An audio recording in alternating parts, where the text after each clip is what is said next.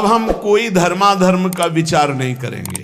जो भगवत मार्ग से विमुख चल रहे हैं, पापी जन, दुष्ट जन, प्रपंची जन, इनकी बातें सुनना, इनसे बातें करना, इनसे गोष्ठी करना बंद कर दो, नहीं तो नरकगामी हो जाओगे। जो दूसरे की निंदा करते हैं, दूसरे की निंदा सुनते हैं, दूसरे की निंदा का अनुमोदन करते हैं, तीनों को बराबर दंड मिलता है। ऐसे लोगों को असत पुरुष कहते हैं, जो भगवत चर्चा न करके, भगवत गुणगान न करके, माया प्रपंच की बस निंदा स्तुति इसी में फंसे हैं। ऐसे लोगों का संग न करे। ऐसे लोगों के कान में शब्द नहीं पड़ने चाहिए, अंगुली डाल लेना चाहिए। श्रवण मूंद न त चले पर आई, कान में अंगुली डाल के वहां से हट जाना चाहिए। शून्य मशताम गोष्ठी सुशक्तम। प्रायः ये बातें बहुत अच्छी लगती हैं। जब किसी की निंदा होती है ना, तो मलिन अंतःकरण बहुत गौर से सुनता है, और जब सत्संग होता है ना, तब प्रपंच की याद आती है, भागता है मन संसार में। और जो शतुगुणी भगवत कृपा पात्र होते हैं, जब प्रपंच होता है तब उनका मन भागता है, बिल्कुल नहीं लगता। और जब सत्संग होता है तब एकाग्रता पूर्वक पान करते हैं। इसलिए शून्य मशताम गोष्ठीषु, ये जो दुष्ट जन है, जो कुसंगी जन है, जो दूसरे की निंदा करते हैं, अरे कहाँ भगवत आनंद की रसानुभूति करने के लिए मानव देह मिला है, और कहाँ ऐसे गंदे लोगों का संग करके जो दूसरों की अवहेलना, दूसरों की निंदा, पूरा जीवन केवल इसी बात में है। सतमार्ग ग्रहण करो, सच्चाई से चलो, नाम जप करो, विश्व में अपने आप तुम्हारी कीर्ति हो जाएगी। निंदा करने से, अपमान करने से, विरोध करने से तुम्हारा पतन हो जाएगा। समय का इंतजार करो। असत मार्ग में चलते हो दंड मिलेगा, सत मार्ग में चलते हो भगवान मिलेंगे। समय का है। जब तक समय, भगवान ने पांडवों को यही कहा था कि तुम सर्वसमर्थ हो, तुम 12 वर्ष वनवास और 1 वर्ष अज्ञातवास के योग्य नहीं हो, पर मैं तुम्हें सलाह देता हूं, समय है, काट लो। अगर चुप होकर समय काट लिए तो फिर परिणाम में देखना है, सब नष्ट हो जाएंगे अपने आप। समय महाबलवान है। विदुर जी ने भी जिस समय लाक्षागृह में भेजा गया पांडवों को, तो विदुर जी ने कहा, मैं जानता हूं तुम सब समर्थ हो, लेकिन मेरी सलाह है, इस समय समय तुम्हारे अनुकूल नहीं, गुप्त हो जाओ, कोई जान ही ना पावे कि मरे कि बचे।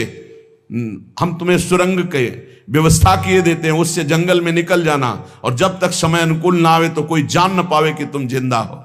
समय बड़ा बलवान है। ये असत आचरण करने वाले, पापाचरण करने वाले, ये सदैव पतन को प्राप्त होते हैं, पर इनको समय का ज्ञान नहीं है। इसलिए महापुरुष जन कहते हैं, शून्य मसताम गोष्ठीषु, ये दुष्ट पुरुषों का संग त्याग दो। अरे कानों से भगवत चर्चा, महामहिमा, महाभागवतों की सुननी है, ये निंदा स्तुति सुननी संसार की। असताम, असत कौन है? जो भगवत वार्ता विहीन, जो भक्त महिमा विहीन, केवल संसार की, प्रपंच की बातें करते रहते हैं। उनको किसी से मतलब नहीं, उनको भगवान से बिल्कुल मतलब नहीं। उनको मतलब है अपनी ख्याति से, अपने भोग वासनाओं की पूर्ति से, अपनी वाहवाही से। ऐसे असत पुरुषों के संग का त्याग कर दे। और अशक्तम, कभी काम, क्रोध और अहंकार की वशीभूत ना हो जाए। ऐसा कभी दोष ना आने पावे कि आप काम से उन्मत्त हो गए, क्रोध से उन्मत्त हो गए, अहंकार से उन्मत्त हो गए, तो फिर ये बलात् आपको नष्ट कर देगा, बलपूर्वक। काम क्रोधो मदादि भी प्रतिपदम निष्प्रियमाणम बलात्, ये तुम्हारा अप्रिय कर देंगे। आज तक कोई कामी पुरुष, क्रोधी पुरुष, अभिमानी पुरुष कभी मंगल को प्राप्त नहीं हुआ, सदैव अमंगल हुआ है। असत पुरुषों का संग त्याग दो, और काम, क्रोध और अहंकार की वृत्तियों पर शासन करो। शासन वही कर सकता है जो सत्संग सुनता है, जो नाम जप करता है, उसकी बुद्धि पवित्र होती है।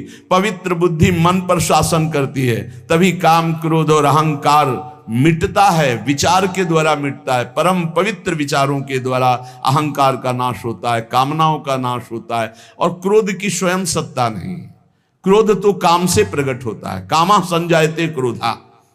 अगर हमारी कामनाएं भगवत मार्ग के अनुकूल हों तो कभी क्रोध आएगा ही नहीं। जब देह भाव की कामनाएं होती तभी क्रोध आता है, जब प्रतिकूलता होती तभी क्रोध आता है। इसलिए कह रहे, सदैव काम, क्रोध और अहंकार को विचारों के द्वारा, पवित्र विवेक के द्वारा इसका दमन करते रहो, नहीं निश्चित ये तुम्हारा नाश कर देंगे। नैवम द्वंद्व तितिक्षमीषदपिमाम चेत सक्षमा सत्कृपौ। सर्दी, गर्मी, अनुकूलता, प्रतिकूलता, मान, अपमान, जय, पराजय, निंदा, स्तुति, ये द्वंद्व हैं, इनको सहना होगा।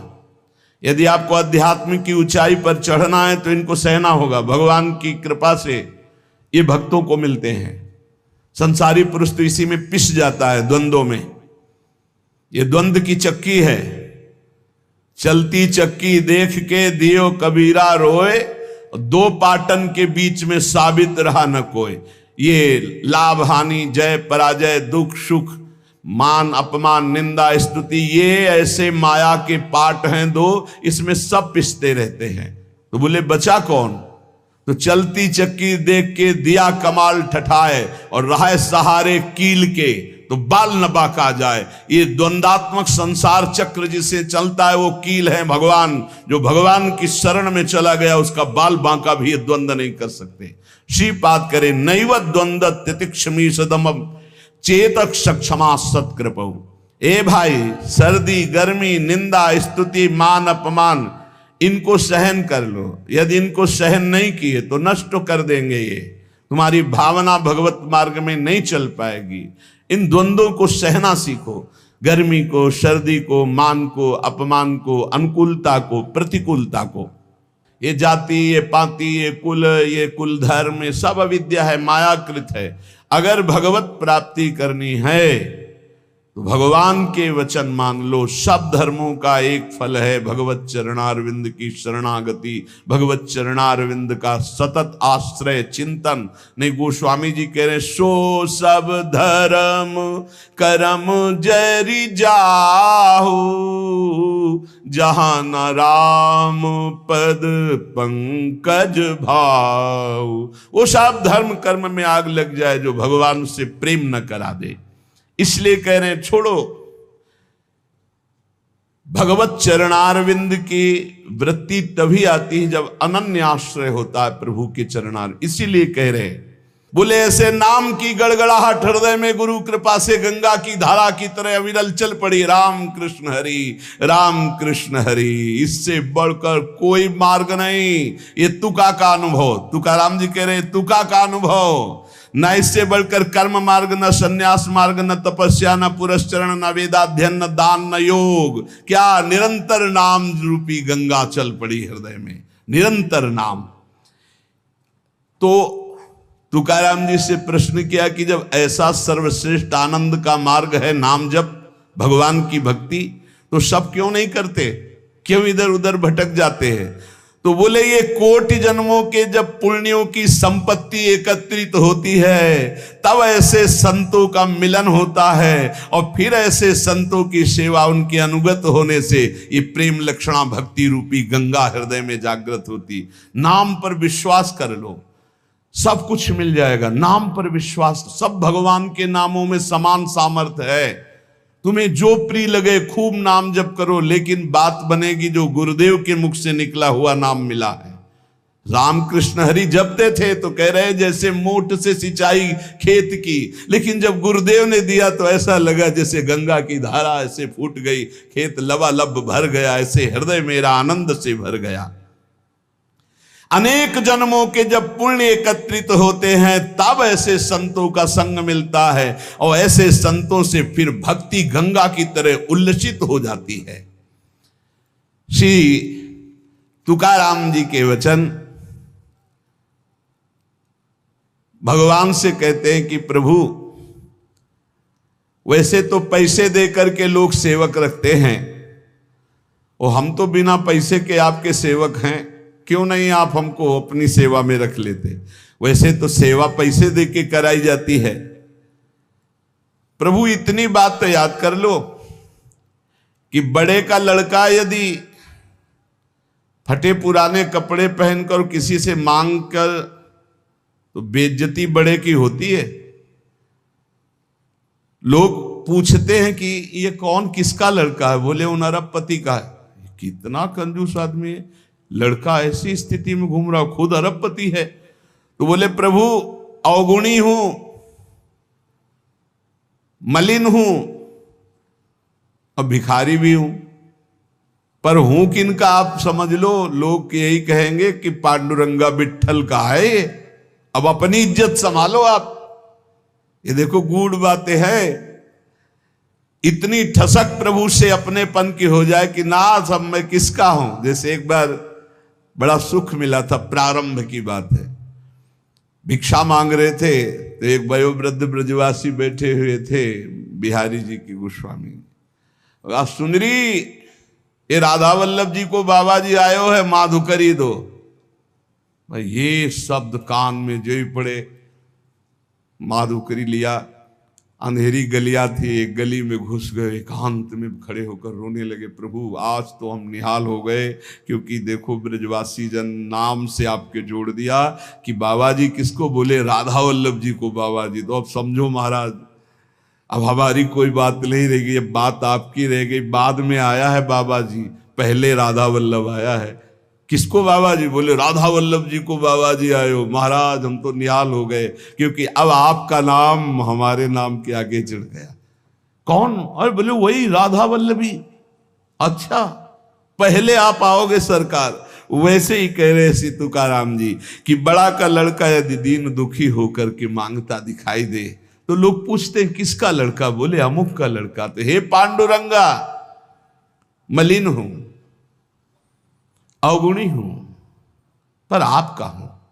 अब आप अपनी तरफ देखना, आपको तो अपनी इज्जत बचाने के लिए मुझे स्वीकार करना ही है, मेरा पालन करना ही है। क्या? मेरे हृदय को निर्मल करके अपनी प्रेम लक्षणा भक्ति प्रकाशित कर दो। श्री तुकाराम जी कहते हैं, जब उपासक प्राणी मात्र में अपने भगवान की भावना करता है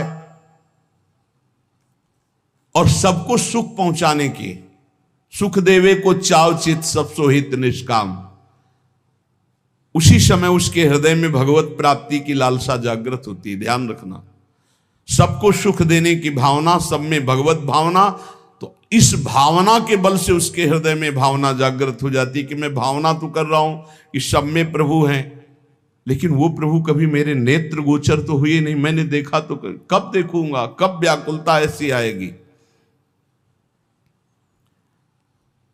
जो हर आचरण संतों को साक्षी करके करता है वो बहुत जल्दी भगवत प्राप्त हो जाता है।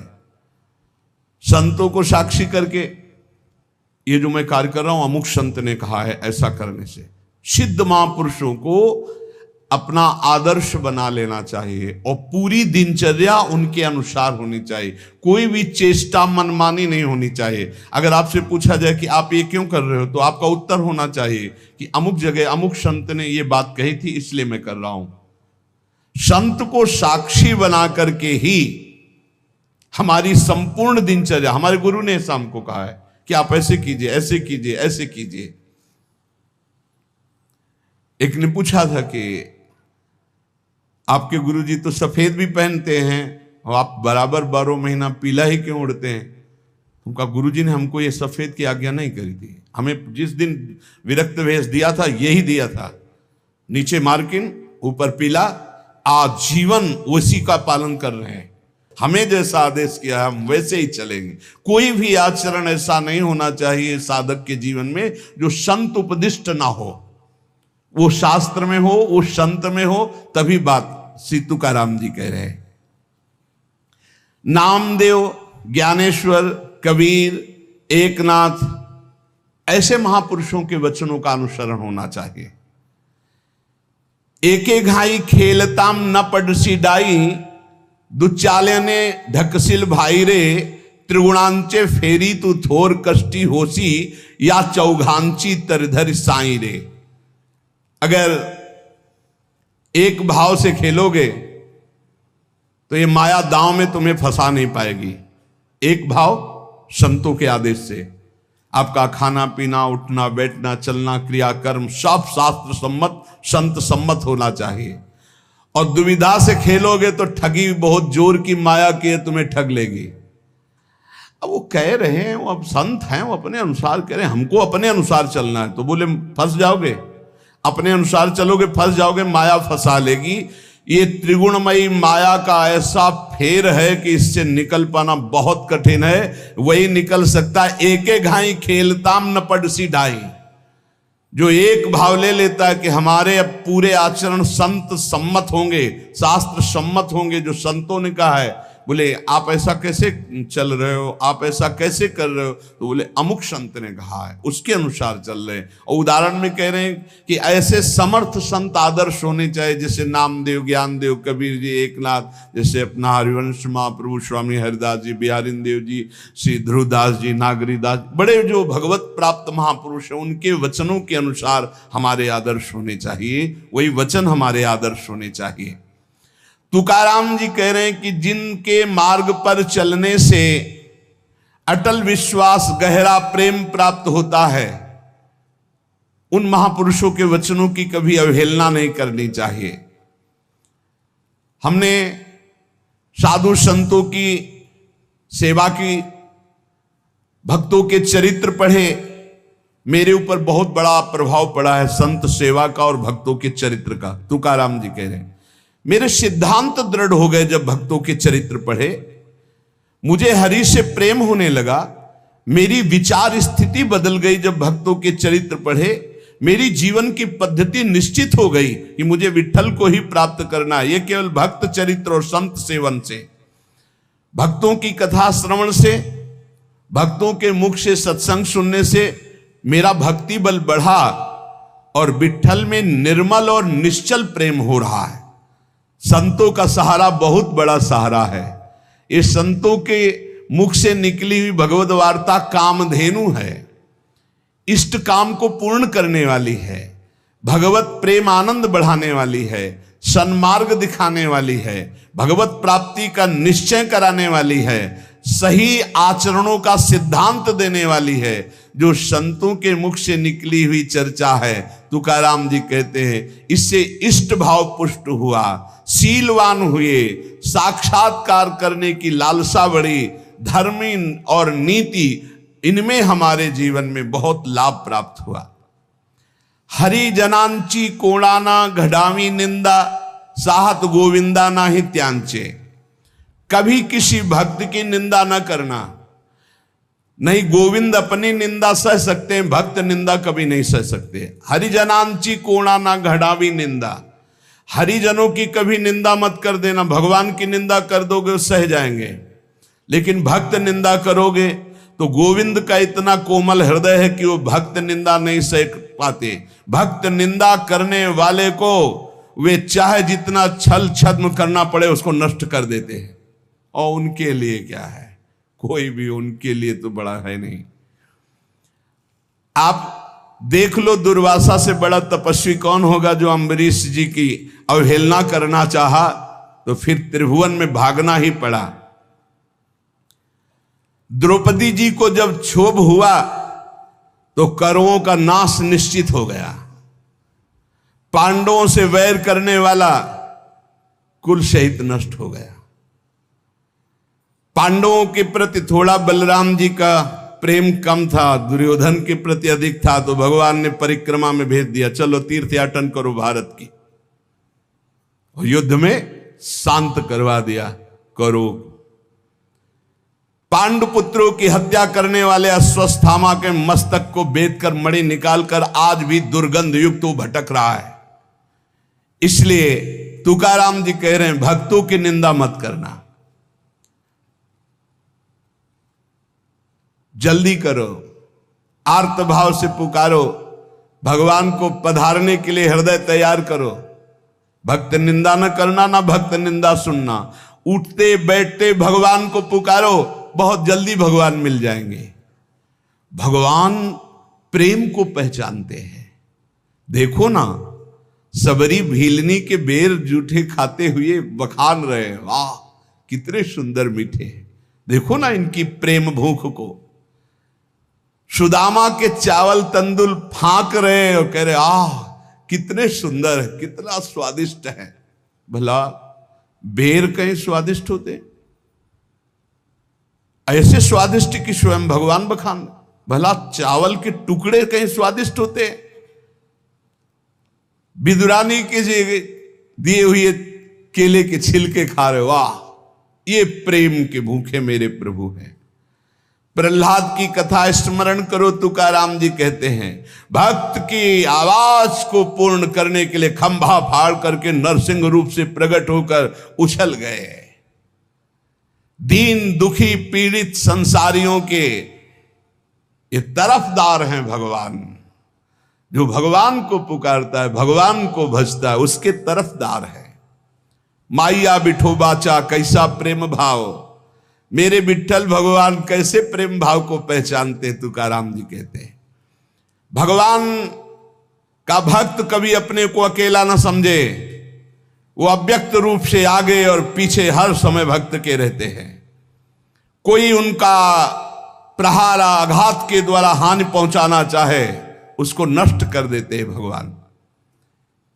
भगवान अपने भक्त का सारा भार स्वयं ले लेते हैं।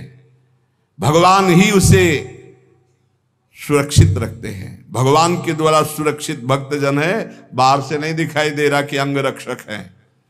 तुकाराम जी कहते हैं इन बातों पर भक्त विश्वास करो और आंख खोल कर देखो, तुम्हारे आगे पीछे भगवान चल रहे हैं। भगवान जिसे अपनाते हैं तो पहले संसार की दृष्टि में उसकी निंदा करवाते हैं। तैयार हो जाओ, मत जलन पैदा करो। ये निंदा क्यों होती है? ऊंचाई पर चढ़ाने के लिए। भगवान अपनी ऊंचाई पर जब चढ़ाते हैं भक्ति की, तो ये निंदा ही है, अपमान ही है, तिरस्कार है, विपत्ति है। भगवान जिसे अपनाते, तुकाराम जी कह रहे हैं, पहली दृष्टि में उसकी निंदा कराते हैं, फिर ऐसा जगत बंद है। इनका खेल इनसे क्यों पूछे कोई, क्यों करते हो ऐसा? अब आराम से बैठे समुद्र के किनारे पर्णकुटी में भजन कर रहे हैं माधवदास बाबा। इतना आनंद भजन में आ रहा कि भिक्षा मांगने भी नहीं गए। ठाकुर जी स्वयं अपने भोग की थाल ले जाते हैं, और वो कोई विक्षेप न पड़े भजन में, इसलिए दरवाजे की तरफ पीठ की हुई ऐसे भजन में बैठे। बाबा दंडोत, कुछ नहीं बोले। ये भोग की थाल जगन्नाथ जी ने भेजा है, आप पा लीजिए। तो इशारा कर दिया कि रख दीजिए, अभी भजन पूरा हो जाएगा तब पा लेंगे। और इशारा कर दिया कि बाद में ले जाना, हम धो के यहीं कुटिया के सामने रख देंगे। जब लोग देखा इतना सुंदर प्रसाद, सब प्रसाद पाया, मान धो करके समुद्र से ऐसे कुटिया पे। अब वहां मचा के भोग की थाल गायब हो गई। कौन गायब किया, कैसे?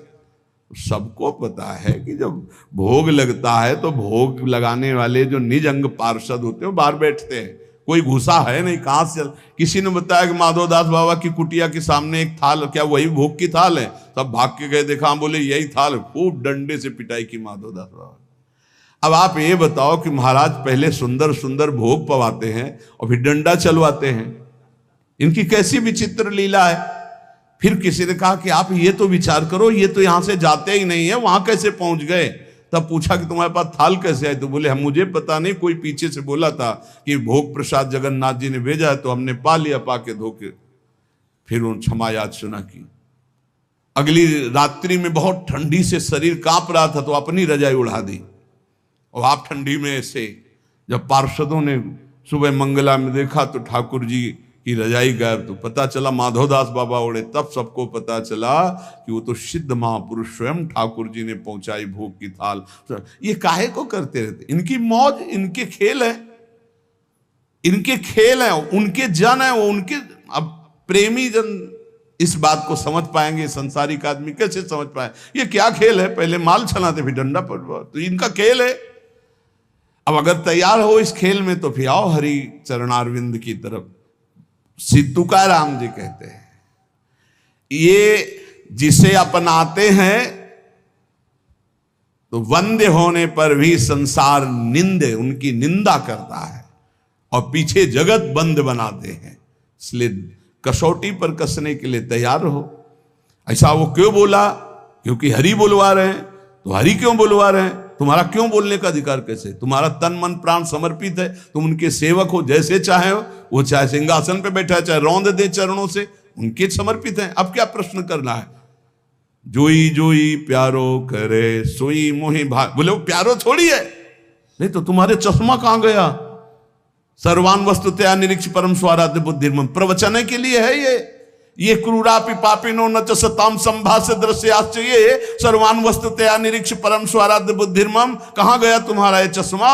सर्वाध्य बुद्धिर्मम, मेरे आराध्य देव है। वहां बोले चूक हो, हाँ यही चूक सुहालो, कोई निंदा अपमान करने वाला और नहीं। कौन है? मेरा ठाकुर। मुस्कुरा के कि पहचान पाओ तो पहचान लो, और पहचान गए तो कह रहे जगत बंद। जिसकी निंदा वही जगत बंद है। अंगीकार जाचा केला नारायणे, निंदते ही तेणे वंद केले। जिसे भगवान श्री हरि अंगीकार करते हैं, पहले विपत्ति अपमान तिरस्कार निंदा करवाते हैं।